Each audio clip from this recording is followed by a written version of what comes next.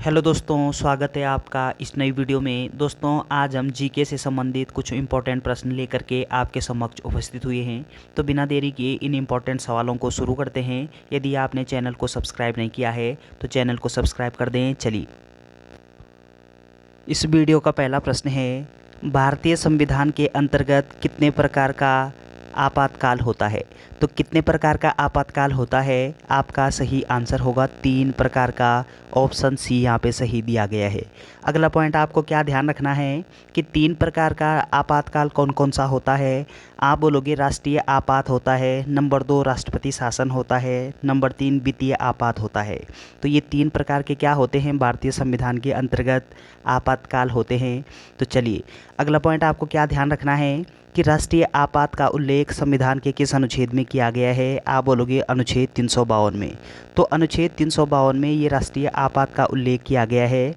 और राष्ट्रपति शासन का उल्लेख किस अनुच्छेद में है? आप बोलोगे अनुच्छेद 356 में राष्ट्रपति शासन का उल्लेख है। और वित्तीय आपात का उल्लेख संविधान के किस अनुच्छेद में है? आप बोलोगे अनुच्छेद 360 में ये वित्तीय आपात का उल्लेख है। तो चलिए, अगला प्रश्न है कि भारत का राष्ट्रपति किस प्रकार के आपातकाल की उद्घोषणा कर सकता है? तो आपातकाल की उद्घोषणा ये कौन करता है? आप बोलोगे भारत का राष्ट्रपति करता है। और किस प्रकार के आपातकाल की उद्घोषणा करता है? आपका सही आंसर होगा कि इनमें से सभी, अर्थात ये जो राष्ट्रीय आपात होता है इसकी उद्घोषणा, वित्तीय आपातकाल इसकी उद्घोषणा, और ये जो संवैधानिक राज्य संवैधानिक आपातकाल अर्थात राष्ट्रपति जो शासन है इसकी उद्घोषणा भी राष्ट्रपति के द्वारा की जाती है। ऑप्शन डी आपका सही उत्तर हो जाएगा। अगला प्रश्न है कि संविधान के किस अनुच्छेद के तहत राष्ट्रीय आपातकाल की उद्घोषणा राष्ट्रपति करता है? तो राष्ट्रीय आपातकाल की उद्घोषणा कौन करता है? आप बोलोगे राष्ट्रपति करता है। और राष्ट्रीय आपातकाल की उद्घोषणा का उल्लेख किस अनुच्छेद में है? आपका सही उत्तर होगा अनुच्छेद 352 में राष्ट्रीय आपातकाल की उद्घोषणा का प्रावधान है। ऑप्शन ए आपका सही उत्तर दिया गया है। अगला पॉइंट आपको क्या ध्यान रखना है कि अनुच्छेद 356 में राष्ट्रपति शासन का उल्लेख है। और अनुच्छेद 360 में ये बोलोगे आपकी वित्तीय आपातकाल का उल्लेख है। तो चलिए, अगला प्रश्न है कि अब तक कितनी बार राष्ट्रीय आपातकाल की उद्घोषणा राष्ट्रपति द्वारा की जा चुकी है? तो अब तक कितने बार राष्ट्रीय आपातकाल की उद्घोषणा हो चुकी है? आपका सही आंसर होगा 3 बार हो चुकी है। ऑप्शन बी आपका सही उत्तर दिया गया है। तो 3 बार जो राष्ट्रपति शासन की जो उद्घोषणा है वो हो चुकी है। पहली बार ये कब होता है? आप बोलोगे 1962 में प्रथम बार हुई थी। और प्रथम बार में क्या हुआ कि चीन का आक्रमण हुआ था। तो चीन का आक्रमण कब हुआ? 1962 में पहली बार राष्ट्रपति शासन, या फिर हम बोलेंगे राष्ट्रीय आपातकाल की उद्घोषणा की गई है। दूसरी बार 1971 में किया गया है। कब? 1971 में। और 1971 में पाकिस्तान आक्रमण होता है। क्या होता है? पाकिस्तान आक्रमण होता है। और तीसरी बार ये 1975 में होता है। कब होता है? 1975 में। और आंतरिक अशांति के आधार पर होता है। तो अब तक कितनी बार उद्घोषणा की जा चुकी है राष्ट्रीय आपातकाल की? आप बोलोगे 3 बार। तो तीनों हमने बता दिए हैं, ध्यान रखिएगा। अगला प्रश्न है कि राष्ट्रपति राष्ट्रीय आपातकाल की उद्घोषणा किन परिस्थितियों में कर सकता है? तो किन किन परिस्थितियों में कर सकता है? आपका सही आंसर होगा कि युद्ध के समय कर सकता है, बाह्य आक्रमण के समय कर सकता है, और सशस्त्र विद्रोह के समय कर सकता है। इनमें से सभी ऑप्शन डी आपका सही उत्तर दिया गया है। अगला पॉइंट आपको क्या ध्यान रखना है कि एक आंतरिक अशांति के आधार पर भी किया जा सकता था, लेकिन संविधान में 44वें क्रम का संविधान में संशोधन किया गया वर्ष 1978 में। और आंतरिक अशांति के आधार पर जो राष्ट्रीय आपातकाल की घोषणा की जाती थी उसकी घोषणा को समाप्त कर दिया गया है। तो किस संविधान के संशोधन में किया गया है? आप बोलोगे 44वें संविधान संशोधन 1978 के तहत। तो चलिए, अगला प्रश्न है कि बाह्य आक्रमण के आधार पर अब तक राष्ट्रपति ने कितनी बार राष्ट्रीय आपातकाल की उद्घोषणा की है? तो बाह्य आक्रमण के आधार पर कितनी बार की जा चुकी है?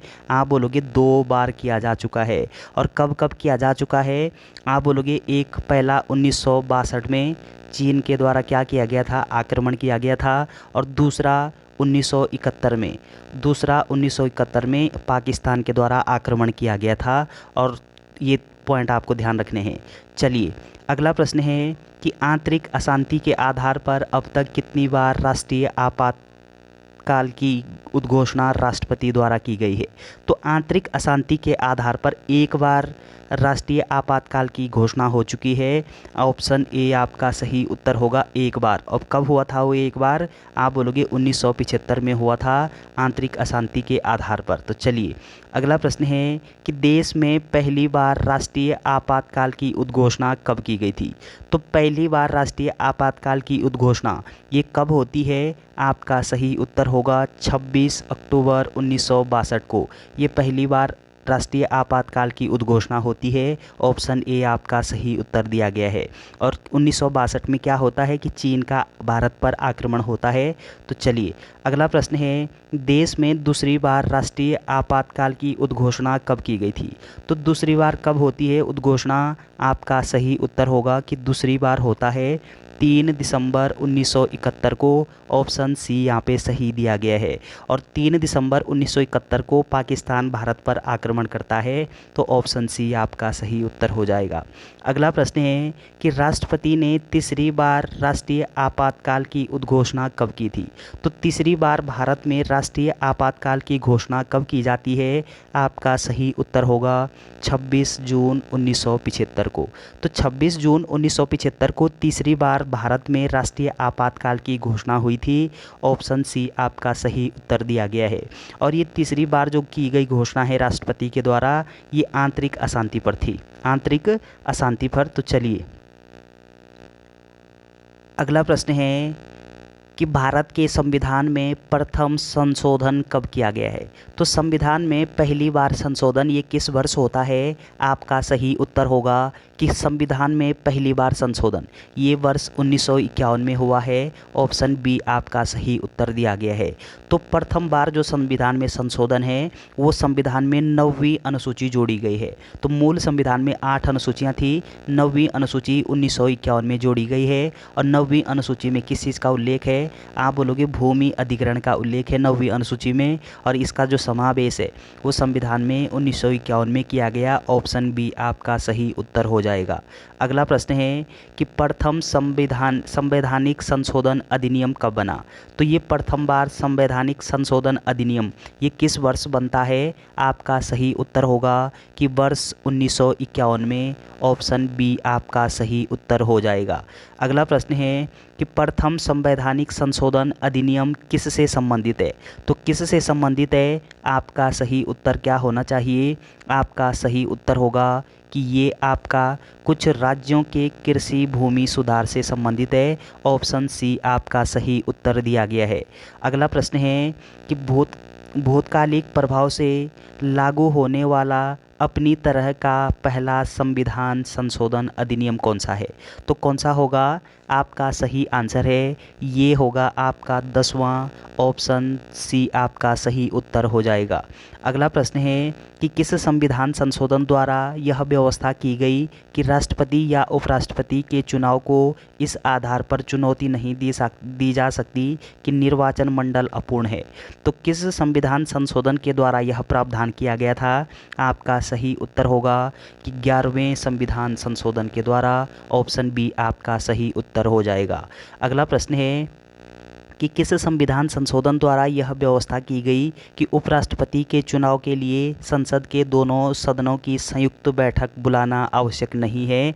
आपका सही उत्तर होगा कि यह जो व्यवस्था है ये 11वें क्रम का संविधान में संशोधन के तहत किया गया है। ऑप्शन ए आपका सही उत्तर हो जाएगा।